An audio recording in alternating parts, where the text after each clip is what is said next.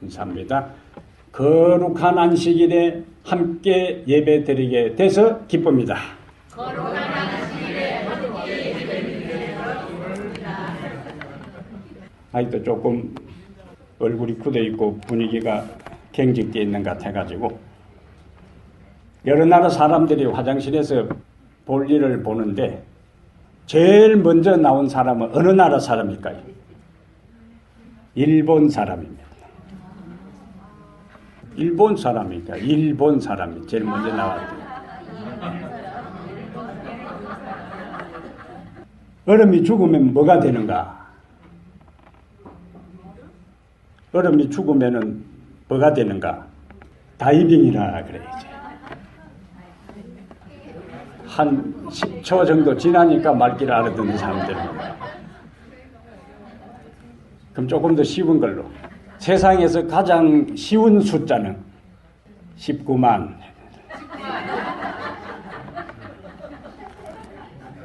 그래도 못 알아들으면 할 수 없고. 오케이. 이제 내가 준비한 거 3개 다 떨어졌으니까. 오늘 갈라디아 6장 6절로 10절의 말씀을 본문으로 해서 심음과 거둠의 법칙. 쉽게 풀이하면은 심은 대로 거두리라. 심은 대로 거두리라. 이런 제목으로 하나님 말씀을 함께 나누겠습니다. 시험 공부를 하지 않은 신학생이 막상 이제 주관식 시험지를 받고 보니까 공부를 안 했으니까 전혀 쓸 것이 없어요. 고민하다가 답안지에다가 하나님은 다 아신다 이렇게 썼어요. 교수가 그 시험지를 채점하다가 빙그레 웃으면서 옆에다가 이렇게 썼어요. 하나님은 100점, 학생은 빵점 이렇게 썼어요. 기독교는 요행을 바라는 종교가 아닙니다.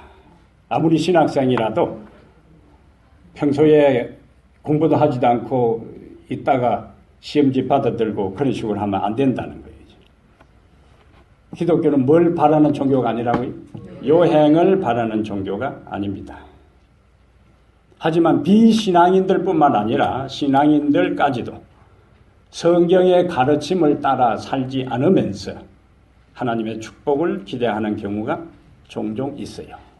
이것은 농부가 파종을 하지 않고 놀기만 하다가 가을에 추수하러 낯들고 농장으로 나가는 것과 다를 바가 없습니다. 심지도 않고 열매를 구하고 나쁜 것을 심고 좋은 것을 기대하고 노력과 수고 없이 손쉽게 성공을 얻으려고 기대하는 것은 하늘의 법칙과 조화되지 않습니다. 하늘의 법칙은 뭐라고요? 그러면은 심음과 거둠의 법칙. 심은 대로 거두리라. 그럼 하늘의 법칙은 뭔가? 첫 번째, 심어야 거둔다는 법칙이에요. 심어야 거두는 거예요. 7절에 스스로 속이지 말라. 하나님은 업신여김을 받지 아니하시나니 사람이 무엇으로 심든지 그대로 거두리라. 심어야 거두고 심지 않으면 거둘 것이 없어요. 그래서 여기 7절에 바울은 뭐라고 했냐면은 심은 대로 거두리라 하는 그 앞에 무슨 말씀을 하셨냐면 이 얼핏 보면은 사람이 무엇으로 심든지 그대로 거두리라 하는 말 앞에 말하고 조화가 안 되는 것처럼 보여요. 스스로 속이지 말라. 하나님은 업신여김을 받지 아니하시나니 사람이 무엇으로 심든지 그대로 거두리라. 이것은 심지 않고 거두려고 기대하는 것은 스스로 속이는 것이고 심지도 않고 기대하는 것은 하나님을 업신여기는 것이다. 왜? 하나님은 법칙을 세워놓은 거예요. 심어야 거둔다는 법칙을 하나님이 우주의 법칙으로 만들어 놓았는데 그 법칙과는 상관없이 심지도 아니하고 기대하는 것은 그 법칙을 만든 하나님을 업신여기다 여기는 것이라 하는 것이 바울의 표현의 방법입니다. 신앙생활에도 기도하는 것은 심는 것이요. 그러면 응답은 거두는 것이요. 그러면 기도하지 않으면 응답도 없어요. 예수님은 마태복음 13장에 씨 뿌리는 자의 비유를 말씀하시면서 천국 말씀을 씨에다가 비유를 하셨어요. 농부가 들판에 나가서 밭에 나가 씨를 뿌리는데 그 씨를 무엇이라고 묘사했다고요? 천국 말씀. 씨는 하나님의 말씀이요. 씨는 하나님의 진리입니다. 그럼 우리가 말씀을 읽고 우리가 말씀을 연구하고 말씀을 듣고 말씀을 암송하고 말씀을 묵상하는 것은 무엇을 의미하는가? 그 모든 천국시, 천국의 진리, 천국의 말씀을 우리의 마음밭에 뿌리는 것이고 심는 것이. 왜냐하면 예수님께서 천국시를 말씀을 이야기하면서 그 밭은 세상이라 그러고 엘렌 와이트는 그 밭은 세상이라는 것을 좀 더 좁혀서 우리의 마음밭이라 그랬어요. 그래서 말씀을 읽는다, 말씀을 암송한다, 말씀을 경청한다, 말씀을 묵상하고 연구하는 그 모든 것은 하나님의 말씀의 씨앗을 어디에? 우리의 마음밭에 파종하고 옮기고 심는 것이라 그랬어요. 그러면 말씀의 씨앗을 심지 아니하면 결국에 뭐도 없어요? 열매도 없어요. 그 열매가 뭐냐? 삶의 변화입니다. 그 열매가 뭐냐? 인격적인 성숙이요. 그 열매가 뭐냐? 밝은 빛을 발견하고 우리가 해야 할 일과 가야 할 길과 살아야 할 이유와 목적과 까닭을 발견하는 것이 다 어디에서 이루어지는가? 하나님의 말씀의 씨앗을 우리 마음에 심을 때에 나타나는 결과인 것입니다. 요한복음 17장 17절에 저희를 진리로 거룩하게 하옵소서. 무엇이 우리를 거룩하게 한다고요? 진리. 근데 그 진리가 뭐라고? 아버지의 말씀은 진리이다. 다윗은 시편 119편 105절에 주의 말씀은 내 발의 등이요 내 길의 빛이니이다. 하나는 등불이라 그랬고 하나는 빛이라 그랬어요. 등불이 하는 역할은 멀리까지 비춰주지 못합니다. 등불은 내 발 곁을 비춰주는 거예요. 그래서 하나님의 말씀은 내가 지금 어떤 상태에 있으며 어디에 있는지를 보여주는 것이 하나님의 말씀이에요. 거기다가 내가 어떤 상태에 있고 어디에 있는지를 보여주고 비춰주고 깨닫게 한 다음에 주의 말씀은 내 길의 빛입니다 하는 것은 내가 갈 방향을 제시해 준다는 겁니다. 근데 하나님의 말씀은 한 번에 우리에게 모든 내 인생의 끝까지를 비춰주는 것이 아니고 그 비춰진 빛을 따라가는 것만큼 또 빛을 비춰주는 거예요. 이제. 우리가 후라시를 비추든지 우리의 자동차의 헤드라이트가 우리의 목적지까지 다 비춰주는 게 아니에요. 가면은 또 뭐예요? 가는 것만큼 또 비춰주는 거예요. 안 가고 있으면은 그 정도로 끝나는 거예요. 하나님의 진리의 말씀에 대한 우리의 반응도 또 마찬가지입니다. 오늘 나에게 하나님께서 깨우쳐 주는 것에 대해서 반응하고 오늘 하나님께서 나에게 비춰준 진리에 내가 그것을 받아들이고 순응하고 순종하고 굴복하고 실천하고 따를 때 하나님은 또 그 다음 단계로 우리가 가야 할 길을 보여주고 비춰주고 하나님께서 빛을 비춰주고 보여주면은 그 보여준 것을 따라서 살려고 할 때에 그 길을 갈 수 있는 힘도 주시고 능력도 주시고 지혜도 주시고 방법도 주시고 은혜도 주십니다. 하나님은 가야 할 길만 보여주시는 분이 아니라 그 길을 따라 갈 수 있는 뭐도 주신다. 능력도 주신다. 믿으시면 아멘. 그 힘이 뭐냐? 마태복음 4장 4절에 사람이 떡으로만 살 것이 아니요 하나님의 입으로부터 나오는 모든 말씀으로 살 것이니라. 그래서 보약 중에서도 가장 좋은 보약을 밥보라 그래요. 밥보. 처음 듣는 것 같네, 눈치가. 밥이 보약이라는 뜻이라니까, 밥이. 예? 뭐가 보약이라고요? 밥이 보약이라, 밥이. 밥 잘 먹으면 따로 이런저런 보약 안 먹네. 그래서 밥보라 그래요. 하나님의 말씀을 우리가 꾸준히 섭취하고 따르고 순종하고 그것을 매일 가까이 할 때에 그것은 우리의 인생을 살아갈 수 있는 에너지와 능력을 주신다는 거예요. 예? 섭취한 것만큼 하나님께서 에너지를 주세요. 그래서 영적으로 튼튼하고 건강하고 에너제틱하고 파워풀하고 하는 그 모든 것은 어디에 나타나는가? 하나님의 말씀을 꾸준하게 규칙적으로 정규적으로 매일매일 섭취할 때 하나님께서 우리에게 그런 에너지를 주시는 것입니다.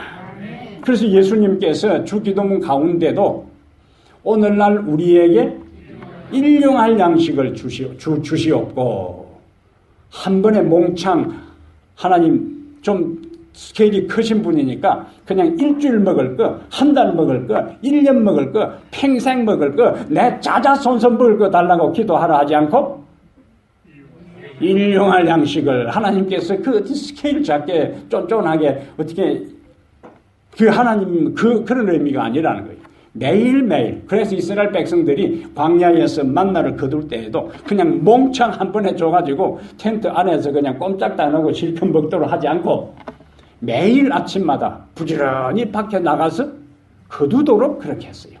그런데 많이 거둔 사람도 넘침이 없고 적게 거둔 사람도 모자람이 없고, 그래서 상당히 중요한 의미가 있는 거예요.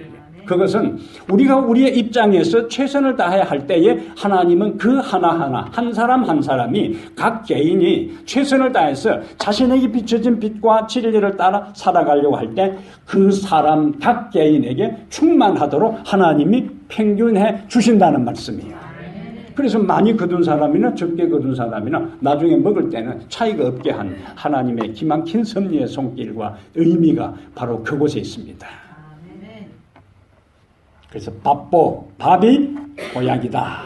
하나님의 말씀은 우리의 인생에 힘을 주고 능력을 주고 에너지를 주고 파워를 주는 능력이다 하는 것을 믿고 심고 우리의 마음에 끊임없이 뭐요? 심어놔야 돼요. 뿌려놓아야 돼요. 그러면 언젠가는 그것이 또 같이 씨앗을 뿌려놓아도 씨앗의 종류에 따라서 어떤 거는 빨리 올라오는 것이 있고 어떤 거는 늦게 올라오는 것이 있어요. 그래서 어떤 말씀은 내가 접해도 그것이 나에게 내가 들었는지 말았는지 심었는지 표도 안 나지만은 결정적인 순간에 그 말씀이 필요할 때에 하나님께서 그 말씀이 생각나게 하고 그 말씀이 내 삶의 에너지가 되게 하고 붙잡아야 할 기둥이 되고 가야 할 이 길을 비춰주는 영적 빛이 되도록 하나님께서 역사해 주십니다. 복음을 전하는 것은 진리의 씨를 뿌리는 거예요. 복음을 전하는 것은 진리의 씨를 뿌리는 것이다. 시작. 그래서 지난 4년 동안 1120 운동을 반복해서 강조하고 외쳐왔어요. 뭐 하자고요? 복음의 씨를 뿌려야 되는 거예요. 씨를 뿌려야 뭘 기대할 수 있어요? 수확, 추수, 열매, 결실, 결과를 기대할 수 있어요. 뿌리지 않은 상태에서는 영혼의 수확을 기대할 수가 없습니다. 전도를 하지 않고 하나님 빈자리가 많습니다. 이 빈자리를 채워주십시오. 그 기도와 하나님 빈자리가 많습니다. 이 빈자리를 채워주십시오. 하고 나가서 씨를 뿌리는 거하고는 차이가 있습니다. 근데 나는 도저히 씨를 뿌릴 수 있는 형편이 안 된다. 꼼짝도 못 한다. 그때는 하나님께서 나는 아무리 씨를 뿌리고 싶어도 씨를 뿌릴 수 있는 방법도 모르고 힘도 없고 시간도 없고 에너지도 없고 마음은 있는데 그런 상황이라면은 그런 기도도 하나님이 들어주셔서 생각지도 않은 사람이 오게 할 수도 있지만은 그거는 특별한 경우고 어떤 경우라고요? 특별한 경우예요. 일반적인 경우는 빈자리가 많습니다라고 기도했으면 벌떡 일나가지고 씨를 뿌리러 나가야 되는 거예요. 근데 우리가 씨를 뿌릴 때에 이 씨앗 가운데 어느 씨앗이 싹을 틔울지 죽을지 우리는 몰라요. 근데 그 어느 것이 씨가 될지 싹이 날지 안 날지를 살펴볼 것이 아니라 일단 우리는 농부는 씨를 뿌리는 거예요. 그러면 그 중에 싹이 나는 것이 있고 싹이 안 나는 것이 있는 것처럼 그건 우리의 영역이 아니에요.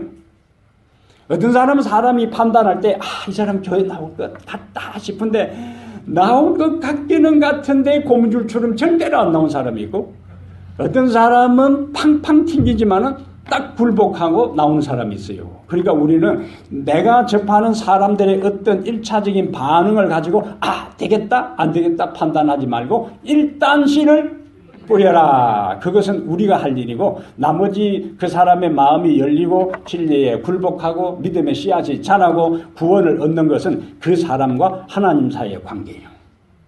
우리는 씨앗을 뿌리고 그 다음에 그 영혼을 위해서 기도하는 겁니다. 거기까지가 우리의 역할이고 우리가 해야 할 일입니다. 그럼 오늘 본문으로 돌아갔어요.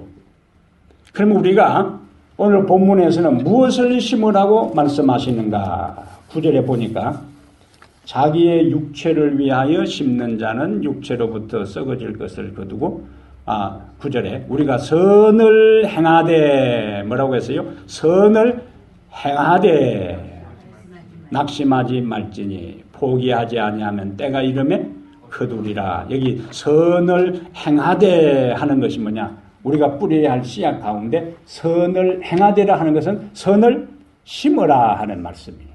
선을 뿌려라.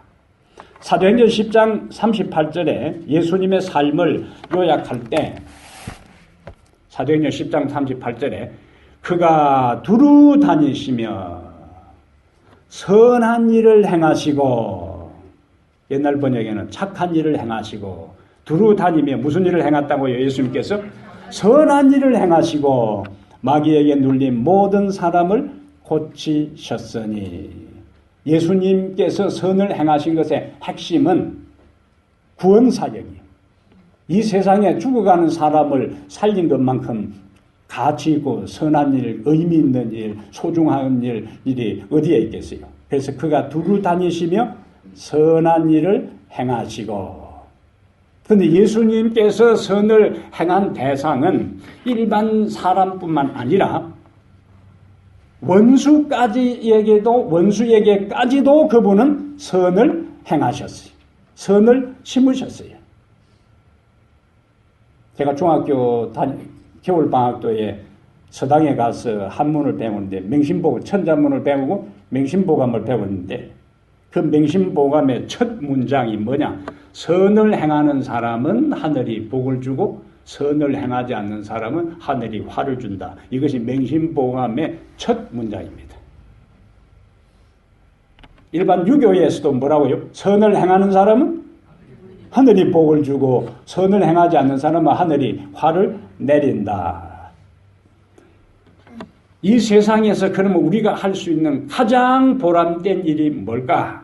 가장 보람된 일. 그럼 지금까지 말씀의 연장선에서 보면은 이 세상에서 우리가 할 수 있는 가장 가치 있고 의미 있고 보람 있고 소중한 일이 무엇일까?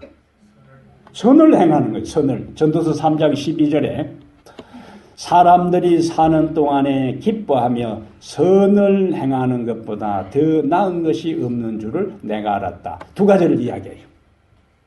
솔로몬은 두 가지를 이야기합니다. 사람들이 사는 동안에 첫 번째는 기뻐하며 뭐라고요? 기뻐하며 두 번째는 선을 행하는 것보다 더 나은 것이 없는 줄을 내가 알았다. 누가 이야기를 했다고요? 솔로몬이. 두 가지 다시. 사람들이 사는 동안에 첫 번째는 기뻐하며 두 번째는 선을 행하는 것보다 더 나은 것이 없다. 두 가지를 이야기했어요. 기뻐하는 것하고 선을 행하는 것. 이것이 우리가 이 세상에 살아가는 동안에 가장 가치 있고 소중하고 의미 있는 일이다 하는 것을 말씀한 것입니다.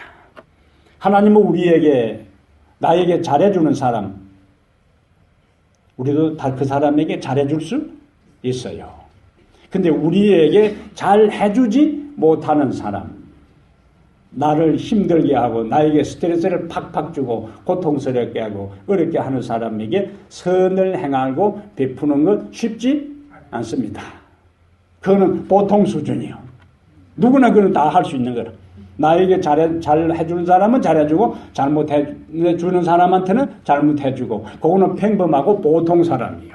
근데 그리스도인은 보통 이상의 수준이 돼야 되고 보통 이상의 사람이 돼야 되고 평균 이상의 수준이 돼야 되는데 그것을 우리에게 악한 사람에게까지라도 성경은 선을 도모하라. 로마서 12장 17절에 아무에게도 악을 악으로 갚지 말고, 따라합니다. 아무에게도 악을 악으로 갚지 말고 모든 사람 앞에서 선한 일을 도모하라. 종종 우리는 내가 한번 갚아줘야지. 내가 한번 갚아줘야지. 그렇게. 그런데 갚아줘야지 하는 순간에 아드레날린이 팍팍 나오기 시작하면서 그때부터 속이 상하면 속이 상하기 시작합니다. 갚아줘야지 결심하는 동안에 나를 힘들게 한 그 사람은 시시하게 다리 뻗고 잠도 잘 자는데 갚아줘야지 하는 순간에 나는 제대로 잠도 못 자고 내 몸만 망가지고 내 인생만 피곤해 주는 거예요. 그러니까 하나님께서 뭐라고 말씀하셨어요? 아무에게도 악을 악으로 갚지 말고 모든 사람 앞에서 선한 일을 도모하라. 아멘. 우리 할머니 혼자 결심하셔야 돼요. 다른 사람도? 아멘. 예. 자꾸 결심하셔야 돼요. 이게 쉽게 되는 게 아니에요. 쉽게 되는 일 같으면 별 가치가 없습니다. 쉽지 않기 때문에 그것을 이루고 그대로 실천하고 그 말씀을 따를 때 하나님께서 잘했다고 우리를 인정해 주는 거예요. 다윗의 삶을 우리가 살펴보면은 다윗의 인생이 왕이 되기 전에 얼마나 고통스러운 삶을 살았어요. 그의 장인이면서 왕이면서 그의 상관이면서 이 사울이 집요하게 그를 추적할 때에 한 번은 이 다윗이 도망가다가 엔게디 골짜기에 동굴 속에 자기 부하들하고 숨어 있는데 사울이 그도 왕이지만은 볼일을 보기 위해서 이 동굴 안으로 들어와요. 그래서 성경에 사울이 오줌누로 들어왔다, 똥누로 들어왔다 이리 안 하고 발을 가리기 위해서 이렇게 왕곡어로 이제 사용을 했어요. 발을 가리기 위해서 들어왔다 하는 것은 볼일 보러 들어왔다는 거죠. 왕이니까 차마 다른 이야기를 쌍디 것으로 시작되는 말을 차마 안 쓰고 발을 가리기 위해서 들어왔다. 이 부하들이 볼 때에 이것은 뭐요? 제 발로 제 발로 이제. 그렇지 않아도 그렇게 힘들게 도망다니고 있는데 제 발로 이 주변에 경호원도 없이 혼자서 이 동굴 안으로 기어 들어왔으니까 이거는 뭐 단칼에 처치할 수 있는 상황들이에요. 그동안 다윗을 따라다니면서 고생 힘들게 세월을 보내는 부하들이 이 장군님이 다윗 장군님이 손대었습니다. 가만히 계시면 우리가 깨끗하게 처리하겠습니다. 다윗이 그렇게 하지 말라고 말리잖아요. 그리고 이 사울이 다 볼일 보고 나가서 저만큼 갈 때에 다윗이 이제 소리를 질러요. 그리고는 다윗이 손에 그 사울의 옷자락을 들고 흔들어 보여줍니다. 그런 뭐예요? 내가 당신을 얼마든지 죽일 수 있었다는 거예요. 그 순간에 얼마나 아찔했을 거예요. 몸이 오싹했을 거예요. 내가 자칫 잘못했으면은 내가 다윗을 죽이는 것이 아니라 다윗에 의해서 내가 죽을 뻔했구나. 근데 이때 이제 맨정신이 들어서 그가 이야기를 해요. 사무엘상 24장 17절에 다윗이 이르되 나는 너를 학대하되 너는 나를 선대하니. 사울은 다윗을 학대했고 다윗은 사울을 선대하니 너는 나보다 의롭도다. 그래서 하나님께서 다윗을 자신의 마음에 합한 사람이라고 평가해 두신 거예요. 얼마든지 자신이 처치하고 제거할 수 있는 절호의 기회, 천재 인류에게 얼마든지 합리화시킬 수 있어요. 하나님께서 나에게 이제 더 이상 도망 다니지 말고 사울을 일격에 단칼에 제거하라고 기회를 주셨구나라고 합리화시키면서 제거할 수도 있어요. 그러나 하나님께서 기름 부음 받은 자를 내 손으로 처치하지 아니하리라. 하나님께서 기름을 부었으니까 그를 폐위하고 내 인생의 문제를 해결해 주는 것도 나에게 기름을 부은 것도 하나님이시니까 하나님의 때를 그는 기다리기 위해서 그런 믿음이 있었기 때문에 그런 하나님의 주권 사상이 있었기 때문에 뭐 할 수 있었는가? 사울은 그를 학대하나 다윗은 사울에게 선을 베풀 수가 있었습니다. 내 인생 경험하는 모든 것들이 그 어떠한 사람에 의해 좌우되는 것이 아니라 그 너머에 하나님의 손길 속에 내 인생이 좌지우지 된다는 것을 확신하는 하나님 주권 사상을 가진 사람만이 나에게 악을 행하는 사람에게까지라도 뭘 베풀 수 있다? 선을 베풀 수가 있습니다. 에베소 2장 10절에 우리는 선을 위하여 지으심을 받았다 그랬어요. 우리는 그가 만드신 바라. 이 만드신 바라 하는 것이 마스터피스입니다. 걸작품이요. 걸작품. 하나님께서 우리를 뭐로 만들었어요? 걸작품. 하나님의 창조의 걸작품. 마스터. 거장 되시는 그분이 우리를 걸작품으로 만드셨는데 무엇을 위해서 만드셨는가? 그리스도 예수 안에서 선한 일을 위하여 지으심을 받은 자니. 하나님께서 우리를 걸작품으로 만들었고 그 걸작품의 가장 중요한 일, 우선순위는 선한 일을 행하는 것입니다. 그래서 우리는 우리의 인생에 심어야 할 것, 뿌려야 할 것, 파종해야 할 가장 핵심적인 가치는 다른 사람에게, 그 사람이 좋은 사람이든 나쁜 사람이든 나에게 잘해주는 사람이든 악을 행하는 사람인과 상관없이 모든 사람에게 선의 씨앗을 뿌리게 되기를 바랍니다. 두 번째, 우리가 9절에 보면은 우리가 선을 행하되, 그런데 뭐 하지 말라? 우리가 선을 행하되 낙심하지 말지니, 그 다음에 포기하지 아니하면 때가 이름에 그두리로다. 두 번째, 우리는 선을 행할 때 낙심하지 말라. 이 낙심이라 하는 단어는 낙심, 바라던 일이 되지 않아 마음이 상하여 힘이 빠지는 거예요. 그걸 뭐라 한다고요? 낙심. 단어만 들어도 벌써 그렇잖아요. 아, 낙심하는 순간에 벌써 마음이 뭐예요? 뚝 떨어지는 거예요.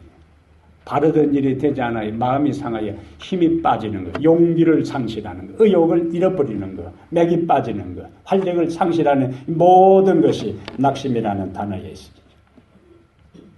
모세가 이스라엘 백성들을 애굽에서 인도해서 가나안으로 가는 길목에 모세에게 있어서는 낙심할 일들이 수없이 많이 있었어요. 포기하고 싶은 충동을 그는 인간적으로 많이 겪었을 것입니다. 그는 이스라엘 민족을 구원하는 일에 자신의 인생 전부를 걸었어요. 자기의 삶 전부를 투여했어요. 근데 이스라엘 백성들은 그러한 모세의 헌신과 희생과 사랑과 그 모든 것을 아는지 모르는지 문제만 생기면 돌들고 누구에게 쫓아오는가? 모세에게 쫓아오는 거죠. 이때에 모세가 느낄 수 있는 인간적인 상황은 낙심이요. 낙심. 그러나 그는 백성을 바라보지 않고 그에게 사명을 주신 하나님을 바라보았기 때문에 자신의 인생에 있어서 몇 번이나 포기하고 주저앉고 자포자기 하고 싶은 그 상황에서도 그 포기하지 아니하고 일어섰기에 마침내 이스라엘 백성들은 가나안 변방까지 인도해서 자신의 부하인 여호수아에게 바톤 타치를 할 수가 있었습니다. 저는 예레미야를 읽을 때마다 이 생각을 합니다. 바벨론의 침략 앞에서 유다는 지금 이름 그대로 풍전등화의 위기 가운데 있었어요. 백척간두의 어려운 가운데 있었습니다. 예레미야에게 하나님께서 주신 기별은 뭐냐? 바벨론에 저항하라는 것이 아니라 바벨론에 항복하라는 거예요. 그런데 어느 기별을 전하는 것이 쉽겠어요? 자, 하나님의 성전이 우리한테 있습니다. 하나님은 우리 하나님입니다.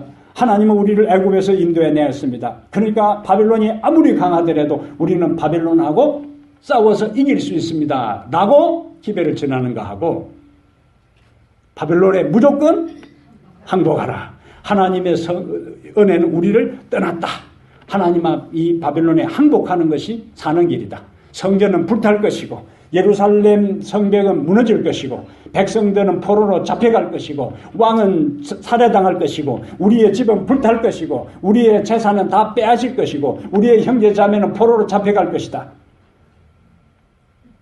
어떤 기별을 전하는 것입니까? 후자의 기별을 전하는 것은 진짜 힘드는 상황이에요. 너무너무 힘드니까 내가 다시는 내 입으로 경고의 기별을 전하지 아니하리라 결심을 하잖아요.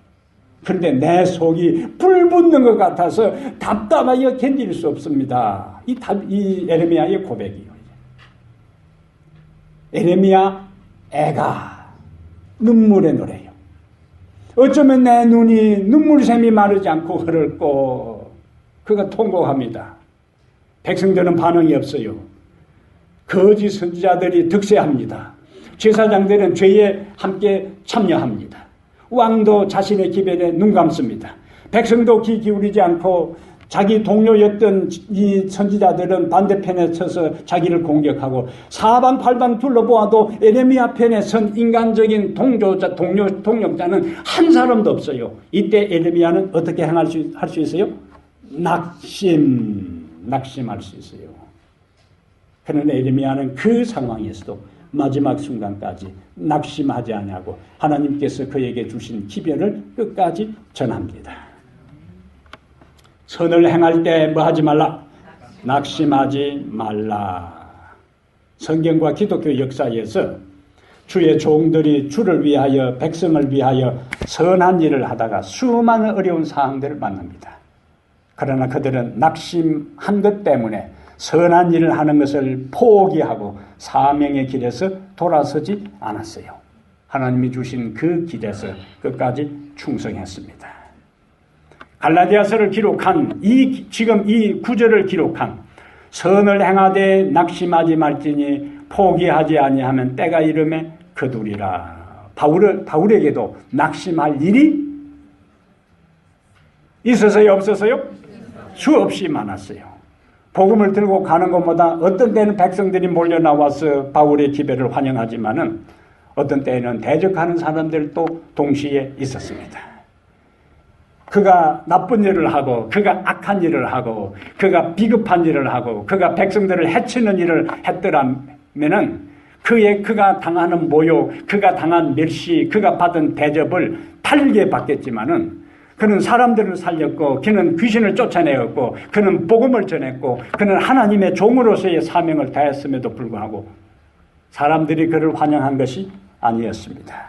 가는 곳마다 유대인들은 도시락 싸질머지고 따라다니면서 그를 박해하고 괴롭혔어요. 오늘 여기 지금 갈라디아 교회도 바울이 전도하여 세운 교회입니다. 바울이 전도하여 개척하여 세운 교회의 갈라디아 교인들이 모두가 바울에 대해 인정했는가? 교인들 중에 상당수가 바울은 하나님이 세운 사도권을 가진 자가 아니다. 바울은 할례를 거부하고 바울은 율법을 부인하기 때문에 율법을 망치는 사람이다. 이러한 사람들이 교회 안에 들고 일어나가지고 바울을 추종하는 사람들과 그렇지 않은 사람들이 이 치열하게 논쟁을 벌이다가 갈라디아 교회가 두동강이 난 상황이 바로 갈라디아서를 기록한 배경이 되는 거예요. 다른 사람이 세운 교회도 아니요, 내가 세운 교회입니다. 자신이 열심히 한 사람 한 사람 복음을 전해서 한 사람 한 사람 눈물로 기도하고 한 사람 한 사람 말씀 안에 세우고 한 사람 침례를 주어서 갈라디아 교회가 세졌는데 자기에게 가르침을 받고 자기에게 침례를 받고 자기에게 예수님을 믿고 받아들이게 한 그 사람이 나중에 등을 돌리고 비난하고 조롱하고 반대편에 설 때에 바울은 뭐 할 수 있었다? 낙심할 수 있었어요. 근데 바울은 뭐라고 이야기합니까? 우리가 선을 행하되 뭐 하지 말라. 낙심하지 말지니 포기하지 아니하면 때가 이름에 거두리라.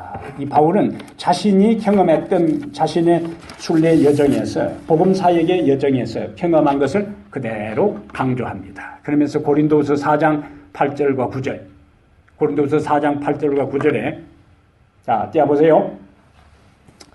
우리가 사방으로 우겨쌈을 당하여도 쌓이지 아니하며 답답한 일을 당하여도 낙심하지 아니하며 박해를 받아도 버림받지 아니하며 극구리 때림을 당하여도 망하지 아니하고 앞에 구절은 잘 몰라도 뒤에 구절만 보면 돼요. 자, 여러분들은 아니하며랍니다. 우리가 사방으로 우겨쌈을 당하여도 쌓이지 아니하며 답답한 일을 당하여도 낙심하지 아니하며 박해를 받아도 버림받지 아니하며 거꾸로 떨림을 당하여도 망하지 아니하고 이 말씀 믿으시면 아멘. 바울은 자신이 고백한 그대로 살았어요.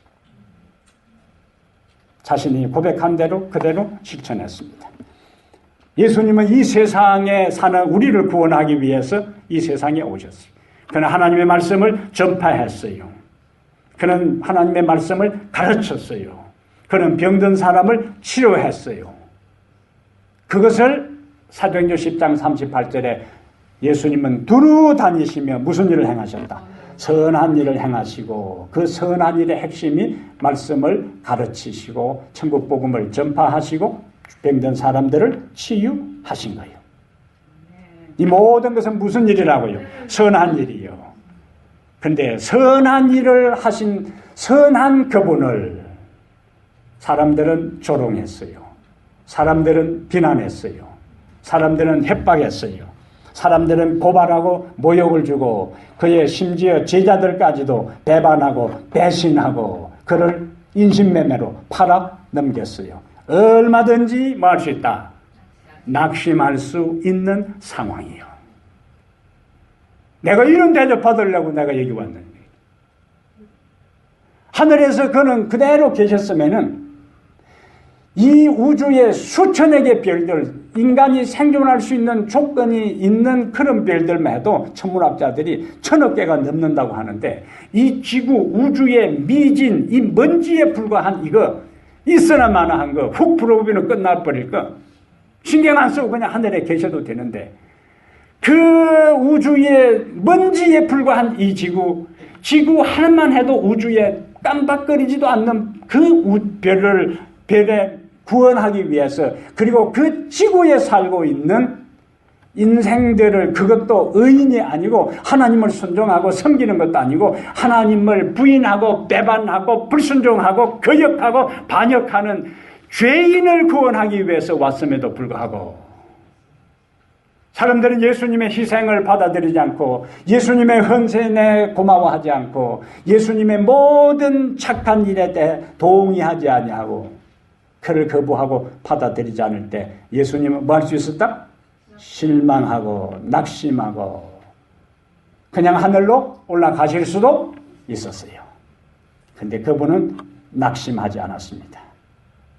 포기하지 않았습니다. 그리고 십자가 위에서 내가 다 이루었다. 다 이루었다. 그리고 그의 사명을 완성하셨어요.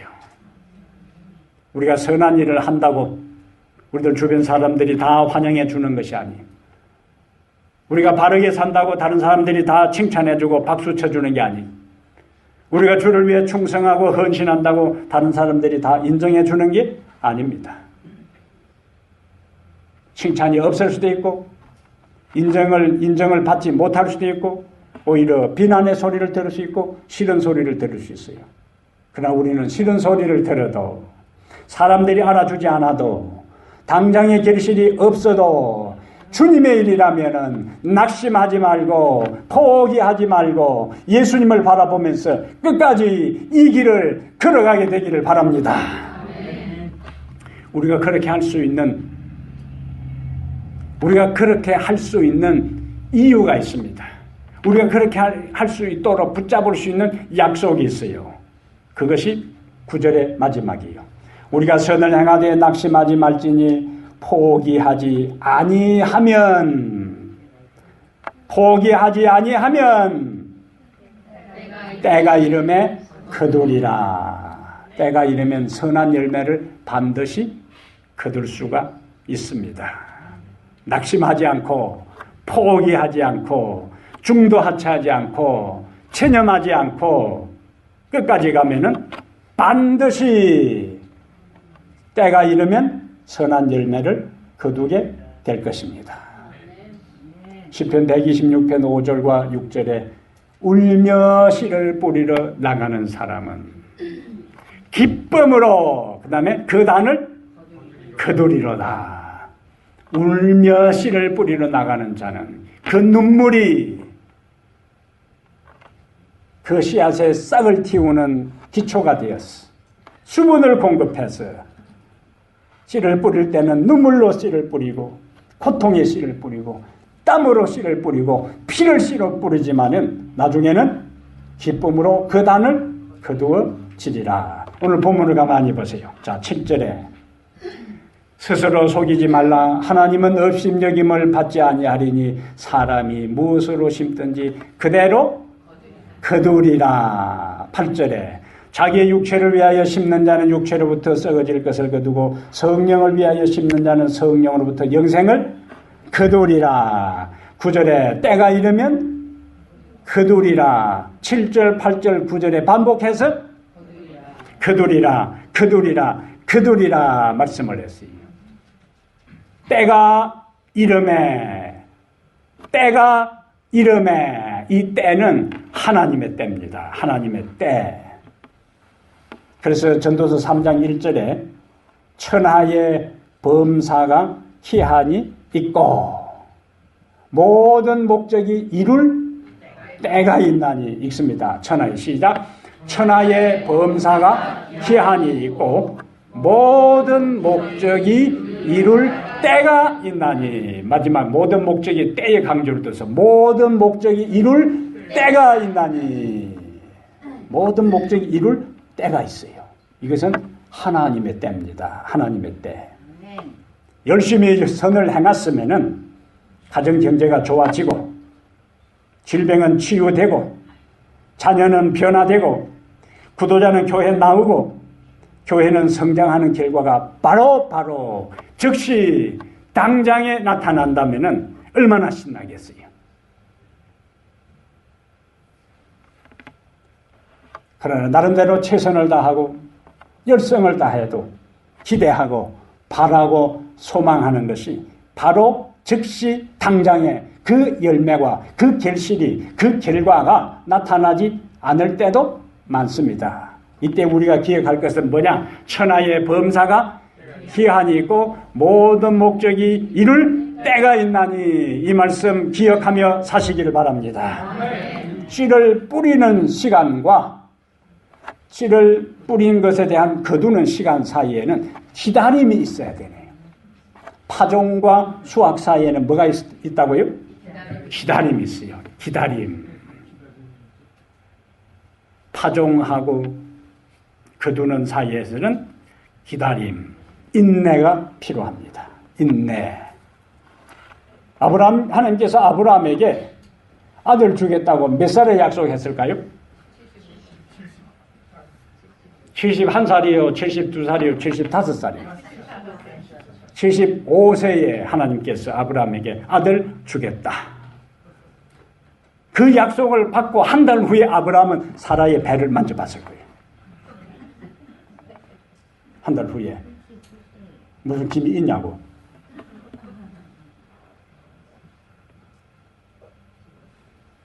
그러기를 몇 년? 25년. 하나님께서 아브라함에게 아들을 주겠다고 약속한 것이 성취되는 하나님의 때는 25년 이후에 이루어졌어요. 요셉은 17살에 애굽의 형들에 의해서 종으로 팔려갔습니다. 근데 그 종으로 팔려간 요셉이 애굽의 총리가 된 것은 13년 후의 일이었습니다. 하나님께서 어릴 때부터 요셉에게 꿈을 주었어요. 위대한 지도자가 되는 꿈이. 형들이 다 그 앞에 무릎을 꿇고 절하는 거, 해와 달과 12별이 절하는 꿈을 다 꿀 때에 요셉은 언젠가는 내가 위대한 지도자가 되겠구나라는 꿈을 가졌는데 하나님의 때는 그가 애굽의 종으로 팔려가서 자그만치 얼마 동안요? 13년 동안이라는 기나긴 세월 동안 일반 평범한 삶도 아니요. 종의 삶을 살았고 억울한 누명을 썼고 감옥에 투옥되었고 그 다음에 꿈을 잘 해석해서 곧 나갈 것이라고 기대했는데 술 맡은 관원장이 그를 잊었더라. 아직 하나님의 뭐가 안 찬 거예요? 때가 안 찬 거예요. 하나님의 때가 안 찬 겁니다. 그러나 하나님의 때가 되면 반드시 하나님의 약속은, 하나님의 섭리는 성취되고 이루어집니다. 그래서 우리가 해야 할 일은 뭐냐? 시편 37편 7절에 여호와 앞에 잠잠하고 참아 기다리라. 여호와 앞에 잠잠하고 참아 기다리라. 따라합니다. 여호와 앞에 잠잠하고 참아 기다리라. 참아 기다리라. 여기서 우리가 잠깐 다른 각도를 좀 보겠습니다. 사람이 심는 것은 내가 선택합니다. 나의 선택이요, 나의 자유입니다. 그런데 심는 것의 결과는 내가 어떻게 할 수가 없습니다. 여기에 중요한 포인트가 있습니다. 심는 것은 내가 심고 내가 선택하고 나의 자유지만 그 결과는 내 마음대로 조종하거나 바꿀 수가 없어요. 하나님의 심판입니다. 좋은 씨앗을 심었으면 좋은 열매를 거두고 나쁜 씨앗을 우리가 심었으면 나쁜 열매를 거둡니다. 나쁜 열매를 심고 악한 열매를 심었는데 좋은 열매로 하나님께서 인위적으로 간섭하시고 개입해서 바꾸어주지 않습니다. 사람이 무엇으로 심든지 그대로 거두리라. 무엇으로 심든지 그대로 거두리라.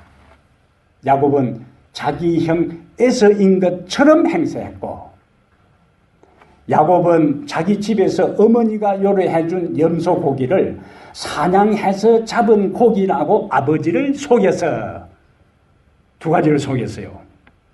야곱 자기 형인 것처럼 속였고, 사냥해서 잡은 고기라고 속였고, 거기다가 하나님까지 갖다 붙여가지고 하나님께서 순적히 만나게 했다 이렇게 해서. 근데 세월이 흘러 그의 가장 사랑하는 아들이 행방불명 되었는데, 그 아들들이 요셉이 입었던 그 채색 옷에 염소 피를 묻혀가지고 짐승에게 찢겨 죽었을 것이라고 자기 아들이 누구를 속여요? 아버지를 속이고, 그 다음에 그가 그의 외삼촌 라반 집에 가서 일을 할 때에 그 기어가는 사람에게 뛰어가는 놈이 있고, 뛰어가는 놈에 날아가는 놈이 있고, 날아가는 놈 위에는 붙어가는 놈이 있다고 하는데, 라반은 야곱은 자기 외삼촌 라반의 맞수가 될 수가 없어요. 포수를 만났습니다. 그래서 두 딸 중에 첫날 밤에 큰 딸을 그 신방에다가 들여서 결혼시키는 이것은요, 야곱이 자기 아버지를 속인 것에 대해서 아들이 속이고 자기 장인과 외삼촌이 그를 속이는 것에 대한 열매를 그대로 거두게 된 것입니다. 사람이 무엇으로 심든지 그대로 거두리라. 무엇을 심느냐는 이렇게 중요한 것입니다. 그에 따라 그 결과가 달라지는 거예요. 육체를 위하여 심는 사람은 육체의 열매를 거둘 것이고, 성령을 위하여 심는 사람은 성령의 영생의 열매를 거두게 될 것입니다. 사랑하는 여러분, 지난 1년 동안 여러분은 무엇을 심었습니까? 그 뿌린 종류에 따라 우리는 그 열매를 반드시 거두게 될 것입니다. 지난 1년 동안 심은 것에 대해서 그 결과를 우리가 바꿀 수 없다면 지금부터 우리가 뿌려야 할 것에 대해서 다시 마음을 가다듬어야 되는 거예요. 말씀의 씨를 뿌리시기를 바랍니다. 기도의 씨를 뿌리시기를 바랍니다. 전도의 씨를 뿌리시기를 바랍니다. 심지 않으면 거둘 것이 없습니다. 그러나 뿌리고 심고 파종하면은 때가 이르면 반드시 하나님께서 열매를 주실 것입니다. 심은 대로 거두리라. 이 말씀 기억하면서 기도와 말씀과 전도의 씨앗과 선한 열매의 씨앗을 다시 뿌려 우리의 인생의 그 어떤 때는 기도의 응답과 말씀의 변화와 전도의 영혼의 열매를 경험하는 성도들 되기를 주의 이름으로 축복합니다. 이 세상에 있는 날 동안 심고 거두고 춥고 덥고 봄과 겨울이 반복된다는 주님이 세운 자연의 법칙을 저희들이 기억합니다. 오늘 우리는 겸손한 마음으로 심은 대로 거두리라는 주의 말씀을 경청하고 함께 고민하며 함께 살펴보았습니다. 아버지, 지금까지 우리가 인생을 살아오면서 어떤 씨앗을 뿌렸습니까? 육체를 따라 심었습니까? 성령을 따라 심었습니까? 내 자신의 유익만을 위해 살았습니까? 주의 말씀을 실천하며 이웃을 생각하며 살아왔습니까? 뿌린 씨앗을 뿌릴 때에는 나의 선택이고 나의 자유지만 그 결과를 우리가 바꿀 수 없는 엄숙한 심판의 메시지를 저희들이 기억합니다. 다시 한번 하나님, 이 해가 저물어가는 이 엄숙하고 위중한 시간에 기도의 씨앗을 심기 위해 결심하게 하옵소서. 다시 말씀의 씨앗을 우리 마음의 밭에 심게 해 주시옵소서. 다시 1120 운동을 기억하며 전도의 씨앗, 천국 복음의 말씀을 다른 사람들의 마음에 뿌릴 수 있는 용기와 믿음도 주시옵소서. 지금까지 우리가 뿌린 씨앗이 잘못된 씨앗을 뿌렸다면 감수하게 하시고, 지금부터 의식하여 우리의 매일매일 우리의 말하는 것, 우리의 생각하는 것, 우리의 행동하는 것, 우리의 삶의 총체적 모습이 주님 앞에 설 때에 부끄러움이 없는 삶이 되도록 아름다운 성령의 씨앗을 뿌리도록, 말씀의 씨앗을 뿌리도록 우리를 격려하시고 붙드시고 인도하여 주시옵소서. 이제는 우리 주 예수 그리스도의 은혜와 하나님 아버지의 무한하신 사랑과 성령의 감화감동 충만한 역사가 다시 성령의 씨앗을 뿌리기로 결심한 우리 모든 성도들 머리 위에 이제부터 영원토록 함께 있을지어다. 아멘.